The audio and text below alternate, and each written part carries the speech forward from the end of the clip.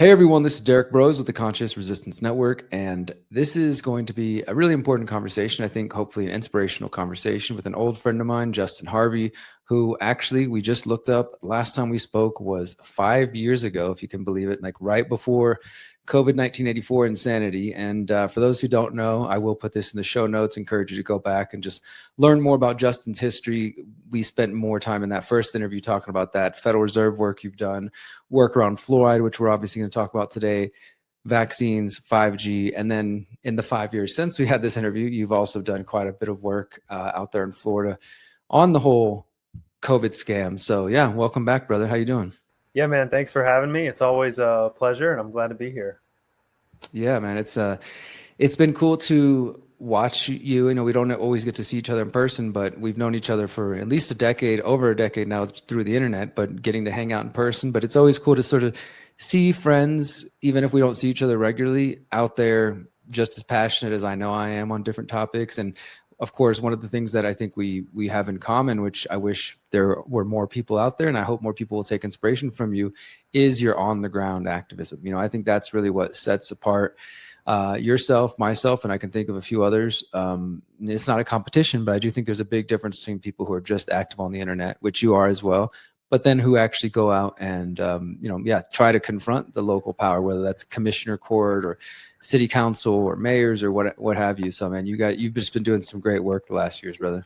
Yeah, thanks, man. It's really just been a strategy trying to perfect, like what we are, where we can be out in the streets only so much, right? And then you have to really just kind of navigate that to what's most effective. And that was going into these meetings and speaking at these council meetings, as you've seen.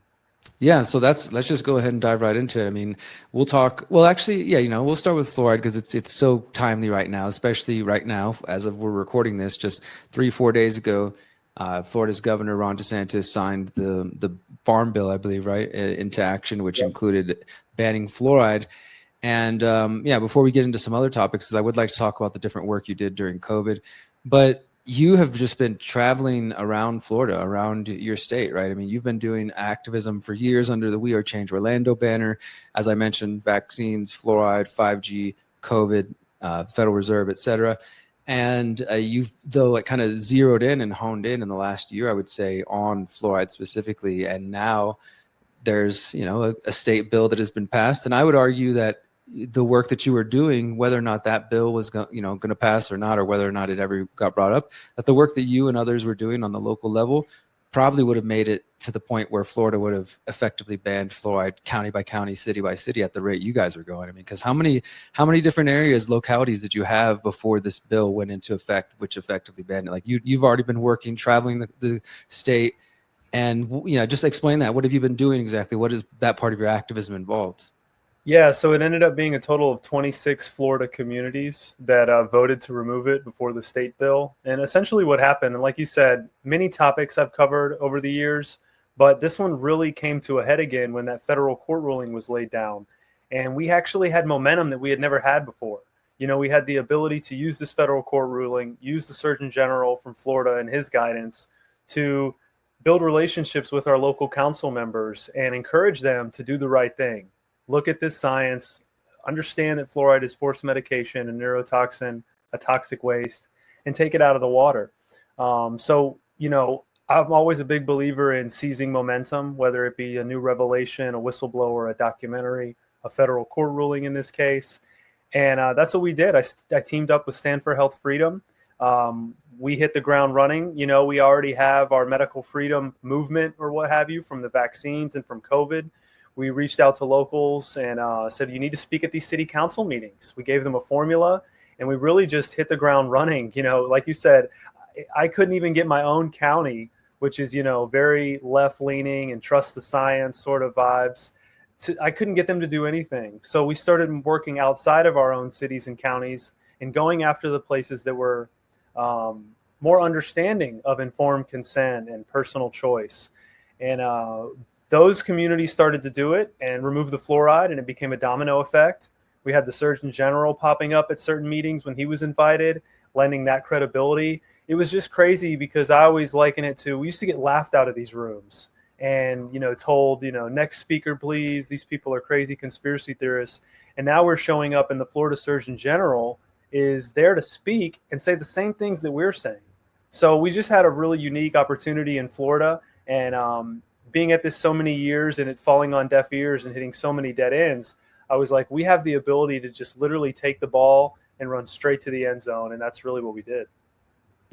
Yeah, man, it's been, like I said, it's been really inspiring to watch. So let's talk a little more details about, you're going to different cities and counties and helping local activists get organized. And like you said, giving them a formula to go to speak at the relevant authorities. And obviously you, like myself, know that even in the past when they haven't listened, which has been most of my experience, you're able to get the video footage and then, of course, put that on social media, try to generate more interest, make it go viral. And I know that you've been really good at doing that with your own talks and your own presentations, but, with other people as well. What was it? Was it really easy? I mean, a lot of people know that Florida and places like Texas were a little bit more free than the rest of the U.S. during COVID 1984. And so maybe people are like, well, you're in Florida. It's easy, right? It's, you already got a governor Right. that's speaking about this. But was that your experience, or did you find resistance, along the way? And what did that look like? Well, we're a big state. We're a diverse state. So it was easy in some places. Some places it only took 2 or 3 people. Some places woke up and took the fluoride out without us even trying to push them to do it. We had a city manager or a utility director just wake up and say, turn the fluoride off. There's new science. Let's save the city some money. So we had a lot of unique situations, but what made it easy was people like RFK Jr. saying something, people like Latipo, our Surgeon General, saying something, issuing guidance, the federal court ruling. Without these things, I don't think it would have been as easy. We go into these meetings and they think it's such a fringe topic. They don't want to stick their neck out on. Even with this ammo that we had, this new information, we still had people scared to stick their neck out on something controversial. So imagine what it was like before the court ruling. It was like, no way, no one would touch this with a 10-foot pole. It was like trying to talk about vaccines before COVID. So I give credit to those things, whether it be RFK, Latipo, the court ruling, and also just this post-COVID world. I can't tell you how many council members and mayors were like, oh, wow, forced medication is what fluoride is. Didn't we just go through this, through the pandemic? So a light bulb has gone off of what exactly fluoride is, like I said, in the post-COVID world. So that's been helpful. But Florida we really did step up, and we had people really showing up at these meetings and, speaking on fluoride, some of them looking into it for over a decade. So that really did help, people stepping up. You said that some of the cities decided, or counties or towns decided, to just stop doing the fluoride on their own. But in the ones where that wasn't the case, where it did take people showing up to meetings, what did that look like? Was the goal to get them to introduce a local resolution saying we're going to stop fluoridating, or like, were you attacking the budgets, or were you guys kind of taking a, anything you can do approach, or, what were the specific strategies? Yeah, it really just, you played everyone different. You kind of just went in. If you have a connection to a council member, maybe somebody's uncle works on the council, there's your in. I noticed that even if you couldn't get them with the science, which there is plenty of science to show that there's potential harm, a lot of them you could fall back on the informed consent and freedom to choose. So we had, like, for instance, Democrat left-leaning council members that in the end, I would say, look, man, I get it. Like, you think it's safe. We think it's not safe. We can line up doctors and dentists and studies on both sides. But at the end of the day, you can't force it on people that don't want it, right?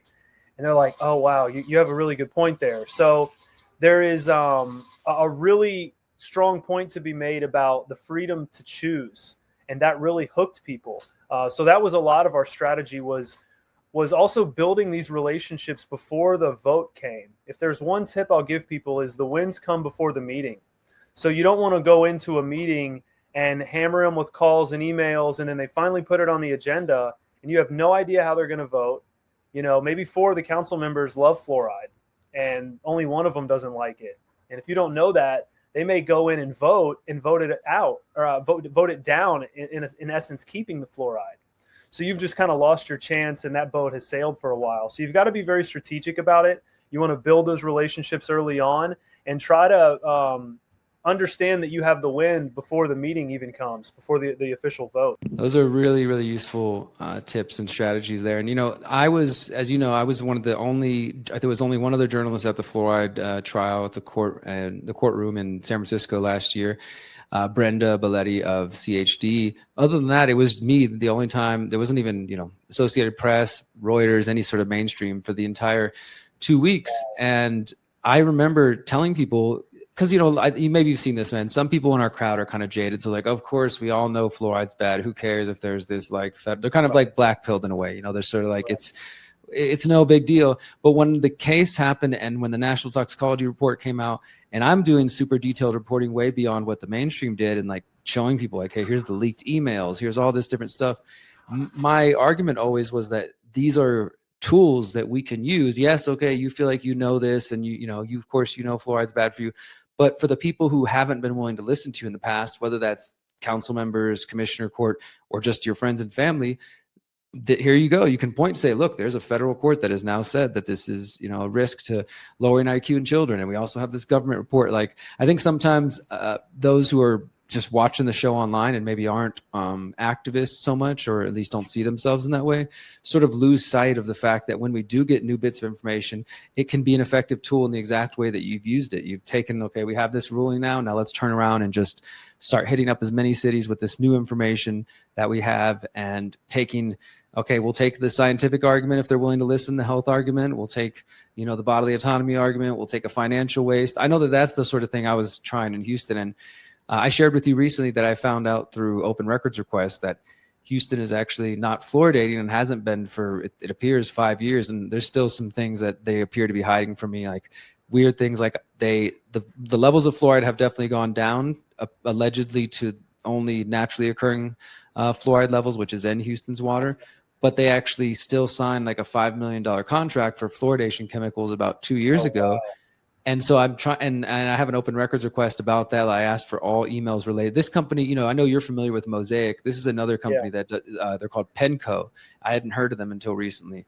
And so I found that there was a contract with the city of Houston and Penco for fluoridation chemicals like 2 or 3 years ago, after the fluoride levels started going down, and they haven't gone back up.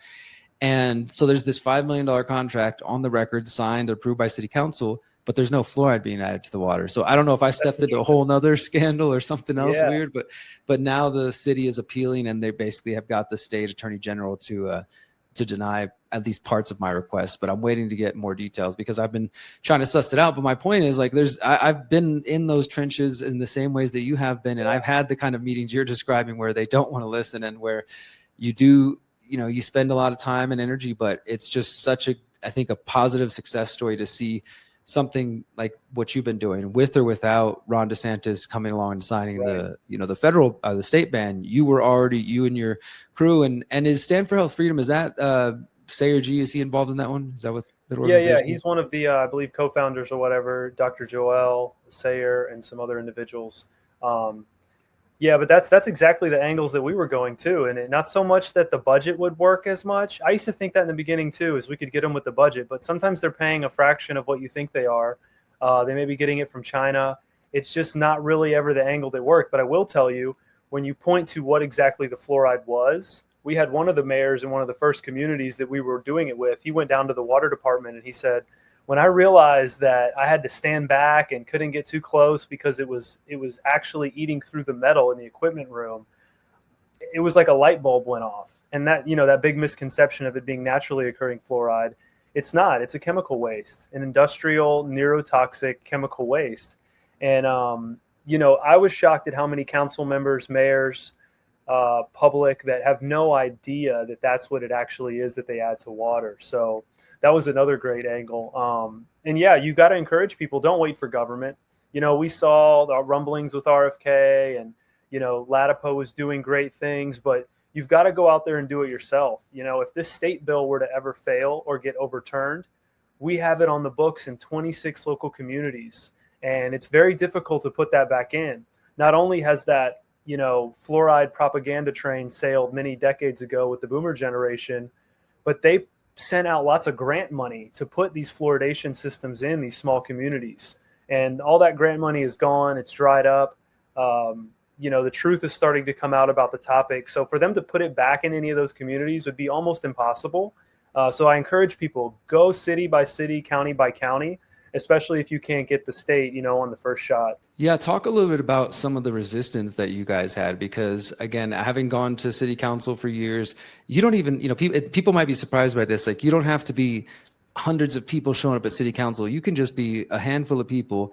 And then groups like the American Dental Association start sending out their lackeys to try to, like, oh, these people don't know what they're talking about. They're not dentists, this and that. And so the fluoride lobby is fairly organized, from the Yeah. fluoridation groups like, the what's Johnny Johnson's called? Do you remember The American Fluoridation Society. American Fluoridation Society, the American Dental Association itself, and then of course government agencies. But yeah, I mean, people might not be as aware because it's kind of a very niche issue, but that there's definitely people who are following all the fluoride fights and who will actively show up and try to just, crap on any testimony from regular people if they're not dentists or medical professionals, et cetera. So talk about some of that. I know you guys got resistance in different cities you were visiting.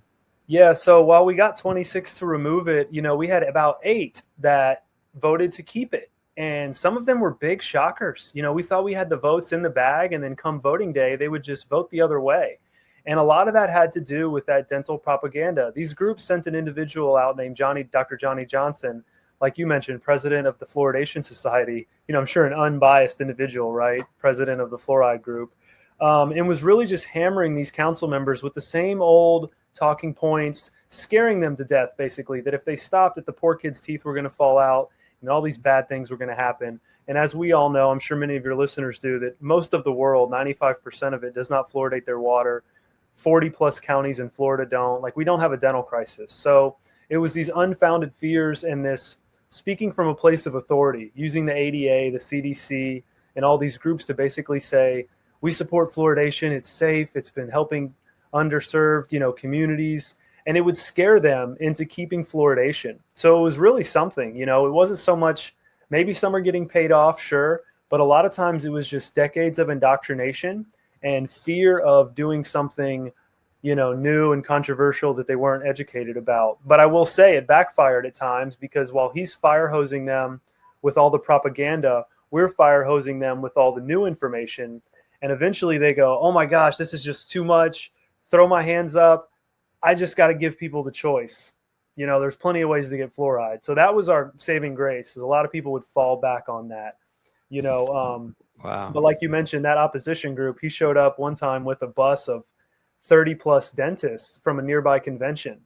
And it didn't work out very well. The commission was not happy to see all these out-of-state dentists trying to persuade them. They got a little mouthy in the room. One of them had to be, kind of looked at as he yelled and stormed out by the police. It was just not a good scene. I had commissioners reaching out to me asking, who were those people? That was very inappropriate. They had made their decision, and they listened to local residents. Fortunately, not these ADA shills that were sent in. Yeah, I remember seeing you post that, and not only was that hilarious, and I mean that in the sense of, like, if you, like, I don't know, just in a very real sense, this guy is being paid to be a propagandist for fluoride. There's no way, in my mind, there's no way this guy isn't capable of seeing the same information that we're seeing. And on one hand, like you said earlier, I realized long ago, especially during COVID 1984, that, the quote unquote other side, they have their experts, they have their studies, and those, they lean on those. Yeah. And then, quote unquote, our side has our doctors and our experts and our studies. And it's just, people are going to choose their sides. Unfortunately, it just seems like that's kind of the world we're in now. Somebody like that clearly has such a strong bias. And I'm not going to speculate. It could be financial motive. It could be other things. But I think also some people just marry themselves to ideas, and it becomes part of their identity, and they don't want to let go of that. They don't want to be wrong. And especially in the case of, like, if you aren't, like, assuming best case scenario that somebody's not just a malicious actor who consciously is doing something they know is, and saying that, it's fine when they know it's going to harm people, then to go past that cognitive dissonance that we know about, that is always a struggle when you're really reaching anybody, for them to finally kind of open that idea and be like, okay, maybe everything I've been doing my whole life has been wrong. Maybe I've been teaching people something that is horrible for them is actually okay. I think that's just a really hard thing for anybody to do. So, but nevertheless, it's good to see those people get that reality, that, like you said, like, maybe they think they could just come in with all these facts, and instead it ends up pushing people towards the realization that the science isn't as clear, let's say, at least as they want to believe, that they want it to be like, no, there's, just like with vaccines, there's no question. We all know these are safe. Anybody saying so is stupid. Once they can't convince the council or whoever of that, and then like you said, you're able to present the argument that, well, shouldn't you just be giving people a choice anyways? I think that's a great strategy to try to push people in that direction. Yeah, and you can't really. What I don't understand is their big thing is oh, we've got to keep doing this or the poor kids' teeth will rot, right? But there are 30% or whatever of the state was on well water for many decades, and they were never advocating for these communities to get fluoride. So it's like they care so much about the kids, but only in the places we're trying to take it out. All the kids that have never had it, they just go about their business. So it's just very clear that this is not about the children. This is about them holding on to a narrative, like you said, and an industry. Yeah, and it makes it clear in my mind that folks like Johnny Johnson and others realize that they're losing the propaganda battle, and that if one county or one city says we're not going to get do fluoride anymore, then that has a ripple effect. And that's something that I'm hoping, as the word gets out more and more, that a place as big as Houston, even though it didn't come in the same way there has been an active movement of us out there trying to do it. But in this case, it just seems like I still haven't been able to get anybody explain to me exactly why they stopped. There's no like records of it. I've got thousands of emails I'm still going through, but I haven't found anything that said like on this day we're terminating the program. It just seems like it was a quiet decision made and the public was never notified. And I think it could have come under the budgetary concerns we were talking about earlier, because Houston, like many cities, is in like millions of dollars in debt. Like it's there definitely been for years warning about this fiscal cliff on the local level. And even when I was running for mayor in 2019 and 2023 of Houston to try to talk about these topics, one of the things I was saying is, instead of spending $1 million a year on fluoride, why don't we save that money and put it somewhere better? And the funny thing is, apparently that whole time there was no fluoride in the water and nobody bothered saying anything. It's like they didn't want it to become an issue. I kind of feel like that they figured let's just let it go away and maybe nobody will notice. Exactly. And I ran into the same thing. I found 5 or so municipalities in Florida that, again, had quietly stopped fluoridating either a year, 2 years ago, and they didn't tell anyone. Sometimes the mayor and council members didn't even know.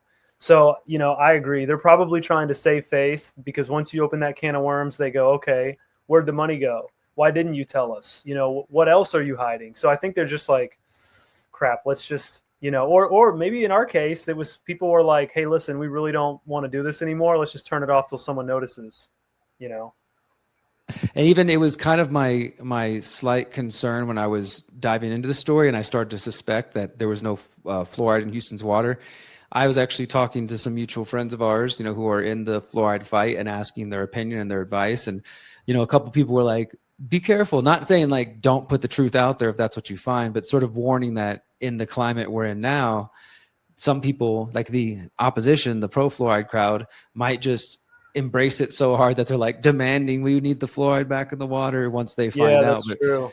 It hasn't happened so far. Well, I want to ask you about that before we move on to another topic real quick. Like, what has been your experience? Like, I know that you are somebody that has been supportive of Robert F. Kennedy Jr. and the MAHA movement in general, but also, as I said, you've been doing this work before that was even a thing. So, you've been at it for a while, but do you think that the fights over fluoride, over vaccines, and these different, quote unquote conspiracy theories, do you think the fights have changed in any way with the association, whether, positive or negative, of Trump and RFK? What I mean by that is that in some cases I've noticed just in the last year that now, because they have become associated, or at least in the mainstream, people associate, these sort of things with Trump administration. So let's say somebody has a negative thought about Trump or RFK, and they hear you discuss this topic, then they try to associate you with that movement. You know what I mean? Like, I feel like there's more of that now going on. But yeah, what are your thoughts on that? Yeah, I've run into that. In my early speeches on the fluoride, I would mention, Latipo, DeSantis, Kennedy, trying to give it that official capacity. Like, oh, these official people are against it.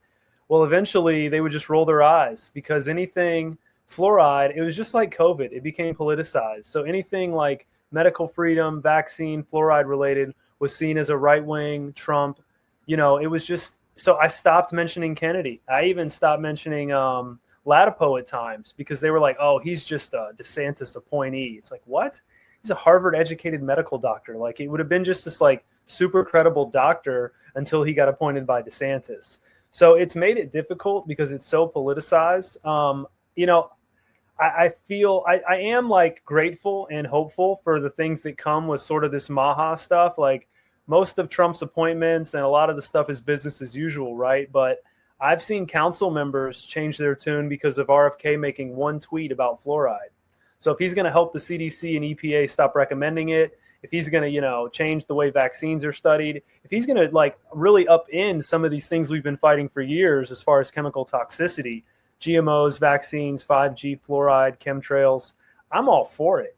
You know, whatever he can do from that position to try to push these, I'm just going to take the good from it. You know, some people think it's all a show. Some people think they're giving us small wins because there's worse things coming.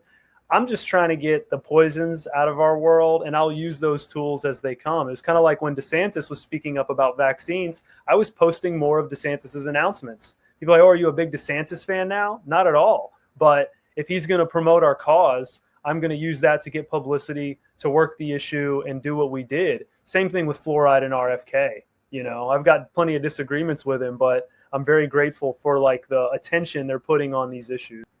Yeah. So it's not so much about like supporting or endorsing these people, but trying to use it in kind of a strategic and tactical way of like, this might give more weight to the opinion into certain people's minds, you know, and so I'm going to play on that.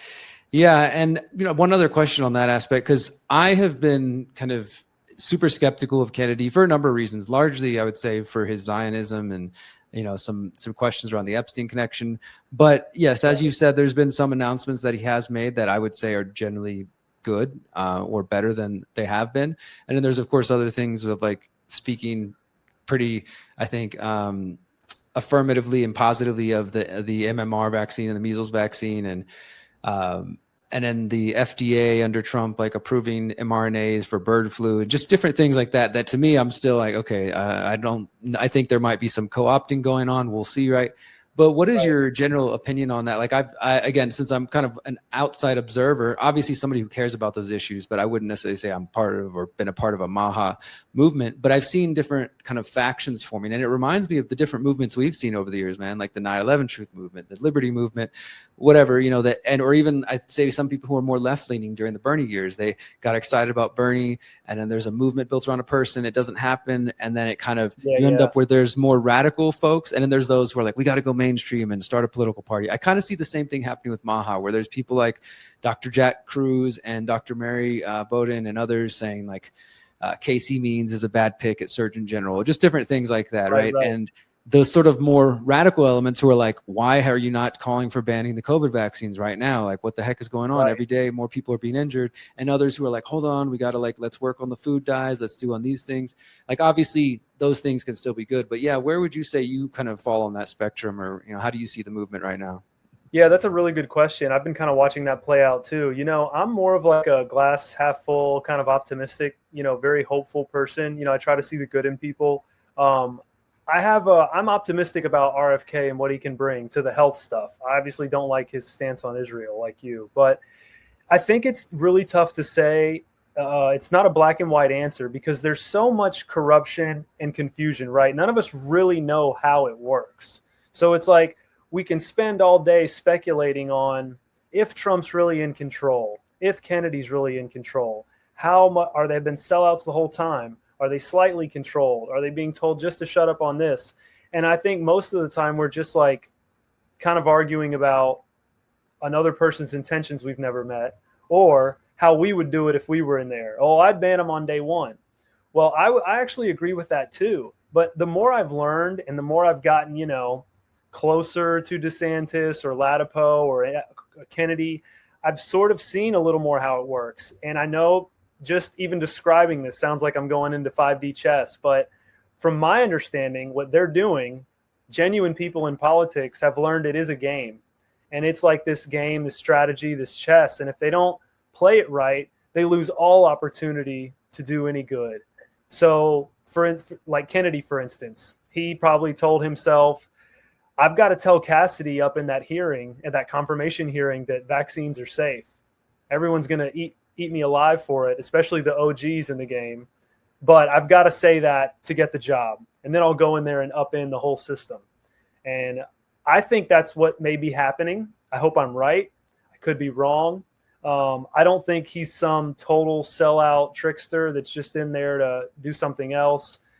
He's not perfect by any stretch, but I really hope that's what the case is. I don't think Trump even is educated about these topics. I think he saw Kennedy as a way to help him get elected, and he's probably like, yeah, health is great. People seem to love this guy, but I don't think it goes too much deeper than that with Trump. He's controlled, but he's just I just don't think he knows these topics in depth. You listen to him talk on the Rogan podcast, and he's like, it's like the guy's never uttered the words glyphosate, fluoride, geoengineering, never had discussions about them. He was still promoting the COVID vaccine, and I think he does that arrogantly, thinking it actually still is good. So it's a little long-winded, but I really hope that's what the case is for Kennedy. Yeah, man, I wish I could fully share in your optimism. I appreciate the optimism because I definitely don't consider myself black-pilled at all, but obviously super skeptical of it. And I think you would say that, you're going to remain skeptical too, and just you have, have high hopes, but I know that you're the kind of principled person that is ready to call out corruption wherever it comes from. And that's why I appreciate what you do. One other real quick question. Are you familiar with, have you seen either my reporting or Whitney Webb's reporting on Jim O'Neill, the dude who was just recently nominated and approved for deputy secretary at HHS? He's under Kennedy, and sort of one of Whitney's claims, and I think it's a fair argument. I mean, you start looking into this Jim O'Neill guy, and he's worked for the Thiel Fellowship and the Thiel Foundation, and worked for a couple of Peter Thiel's companies. And Peter Thiel, of course, is steering committee member of the Bilderberg Group. Like, I worry that even if Kennedy, if RFK is, let's say he's 100% the saint that some people think he is, and he's going to try to do his very best, that there are people like that in place who, whether they realize it or not, might have a completely different agenda. Yeah, like they're gatekeeper sort of in the position or in the area. Yeah, exactly. I haven't seen that reporting particularly, but I've heard his name, but I need to look into him more. I don't know enough about him. Yeah, I'll send you some stuff. He said during his nomination, he said, vaccines have saved millions of lives. I'm actually I'm a vaccine advisor, and just total. Yeah.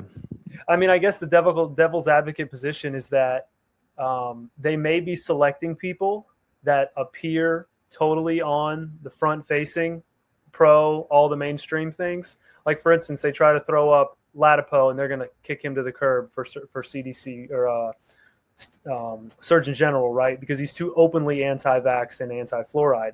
So they sneak Kennedy in there, but he's got to pick people that seemingly are pro all these things, like a Marty Makary or a Jay Bhattacharya.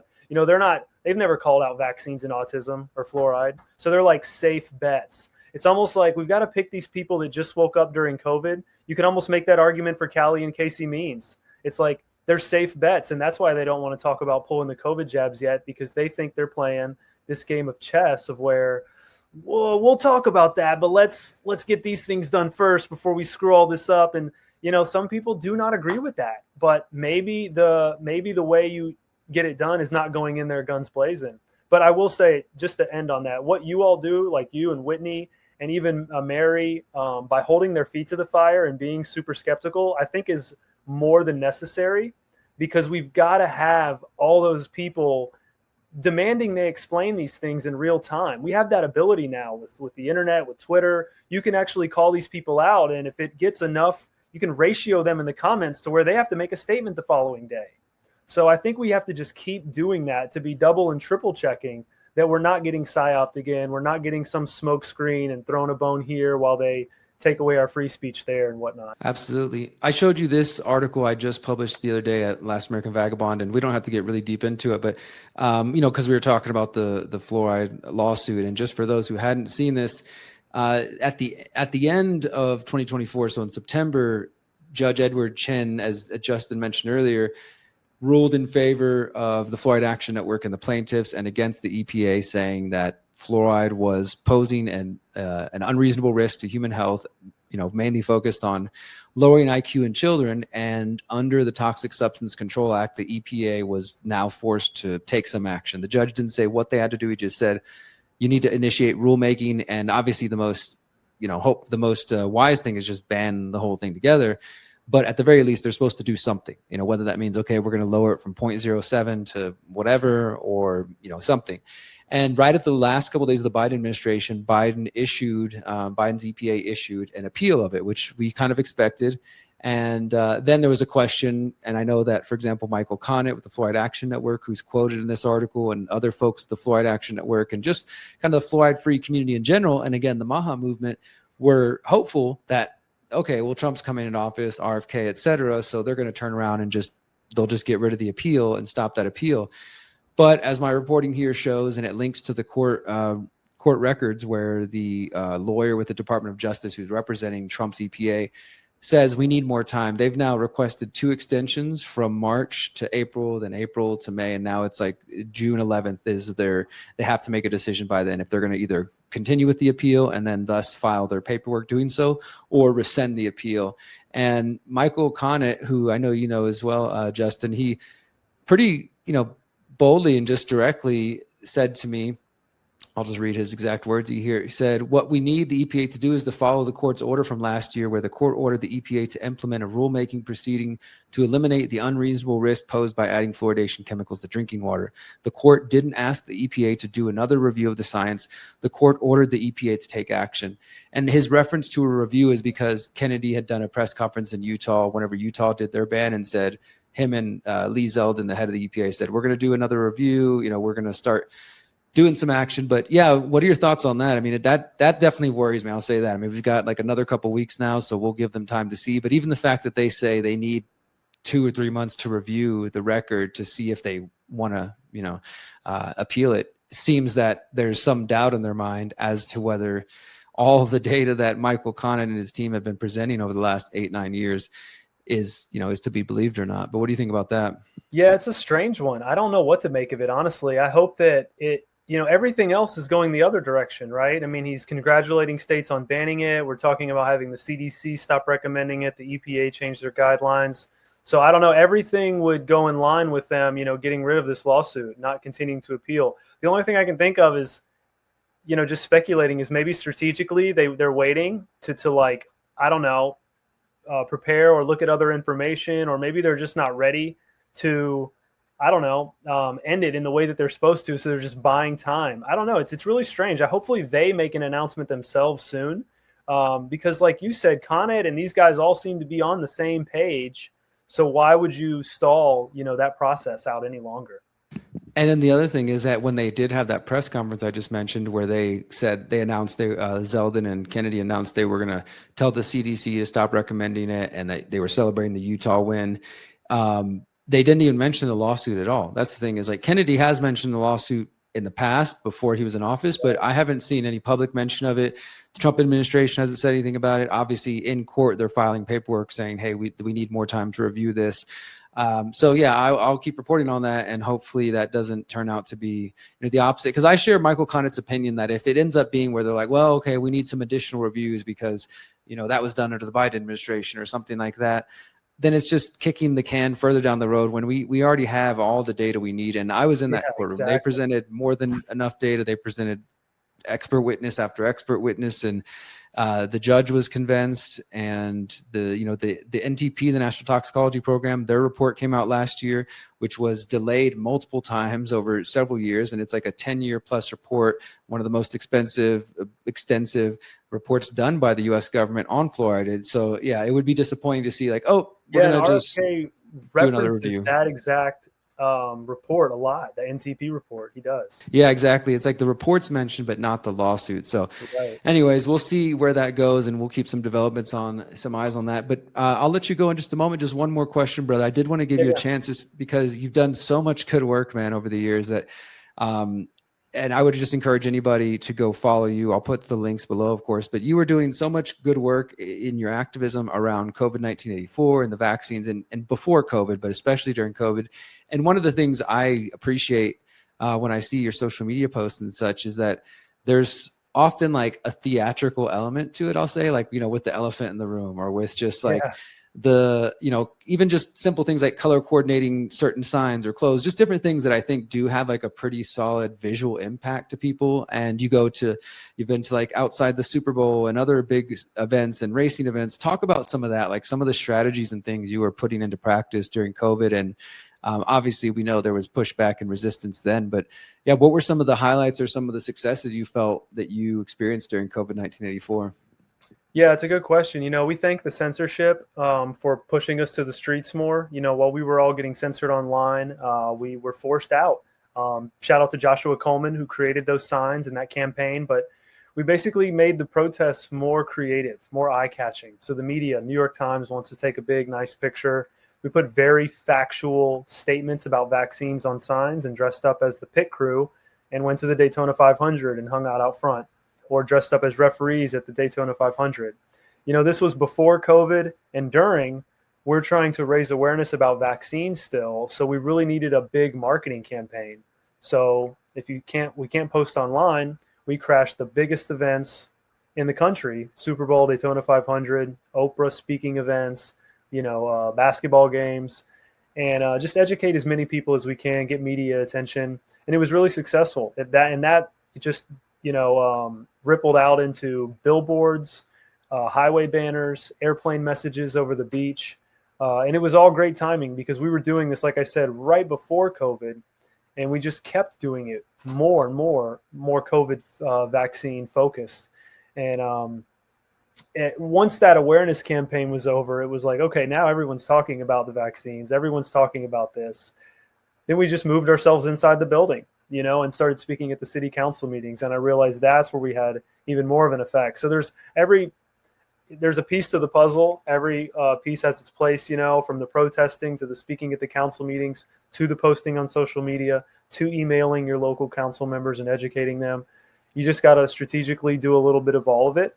And I tell people, if you keep it creative, keep it consistent, respectful and factual, it's very hard for them to call you crazy or not listen to you. So just stay on them. Yeah, and again, I mean, it's always just great seeing all the different work you're doing and seeing the impact it has had. And I would definitely second what you just said there, because I've done all of those sides of activism, and I know that not everybody is going to be the type to want to do that, but some of us feel called to, like, whatever's going to work, I'm going to try it, right? So that might be going to city council, that might be passing out some flyers, or back in the day it was passing out DVDs, holding the protest signs, doing the political confrontations when necessary, doing man on the street stuff. Like, find what works for you, because it's all valuable. Like you said, it all has a place. And in some cases, I've had situations where we've had successes without having to even lobby council members. Like in the case of kicking the TSA off the Houston buses more than a decade ago, that was just people power organizing, showing up at the bus company Metro's meeting and getting them afraid, and then them voluntarily shutting down. And I've also had successes where we did have to go do sit downs and did have to meet with council members and play that game. And then also there's other times where it feels like, you got to block the street, or you got to do a sit in. Right. And, there's other times where people feel like things need to escalate. I think it all can have a place and a role. And obviously you were also there at Standing Rock as well. So, we've seen just lots of different forms of activism, man, over the years. It's crazy. When did you get started with your work anyways? I mean, it has been a decade by now. Yeah, it's been a decade. I woke up in 2012, but I really got, active the following year in 2013. Awesome, brother. Well, thank you for everything that you're doing, man. And I look forward to continuing, because I know that you were already a passionate person when we first met, but now you have, a family to take care of and look out for. So I know that's even more of your driving force and your passions and everything like that. What's the best place for everybody to follow you? I'll put a link to your Instagram, and I know you have a We Are Change Orlando Telegram channel. Is there any other places? Yeah, I'm also pretty active on Twitter, Justin_We Are Change. That's the same handle on Instagram. Telegram and Facebook, We Are Change Orlando. And if you want to find me on Facebook, my activist account is Justin Robert, not Justin Harvey. Okay, cool. I'll put all those links in there, brother. And thank you again for all the work you've been doing in Florida, man. Congratulations. I hope you take a little bit of a brief respite to soak that all up and enjoy it, and then, move on to the next battle as it comes on. But I'm happy to know that you're out there, man, doing the work you're doing. Yeah, thanks, man. And just the last thing to mention is StandForHealthFreedom.com, the group I was working with. we're creating a template for other states and other communities to do what we did in Florida with fluoride, so that you can just take what we did and just recreate it and do and hopefully create this ripple effect across the country. So check that out Awesome. too. Yeah, definitely send that over to me and I'll put that in the show notes as well.